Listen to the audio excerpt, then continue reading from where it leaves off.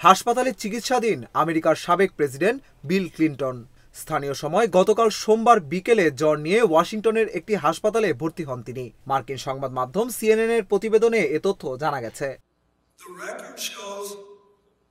ক্লিন্টনের সহকারী chief of staff Angel উরেনা সামাজিক যোগাযোগ মাধ্যম এক্সে পোস্ট করে বলেন, প্রেসিডেন্ট ক্লিন্টন জ্বরে আক্রান্ত হলে তাকে পরীক্ষা ও পর্যবেক্ষণের জন্য জর্জ টাউন ইউনিভার্সিটি মেডিকেল সেন্টারে ভর্তি করানো হয়েছে। তবে তিনি এখন ভালো আছেন।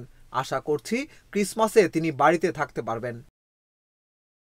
৭৮ বছর বয়সী ক্লিন্টন গত কয়েক বছরে বেশ কয়েকবার শারীরিক অসুস্থতার মধ্য দিয়ে গেছেন। সবশেষ ২০২১ সালে ৬ দিন হাসপাতালে ভর্তি ছিলেন। সেবার তার রক্তে সংক্রমণ দেখা দিয়েছিল। ২০০৮ সালে ৫৮ বছর বয়সে হৃদরোগে আক্রান্ত হন বিল ক্লিন্টন। এরপর তার বাইপাস সার্জারি হয়। হৃদরোগে আক্রান্ত হওয়ার পর জীবনযাপন প্রক্রিয়ায় বিশেষ করে খাদ্যাভ্যাসে বড় পরিবর্তন আনেন ক্লিন্টন।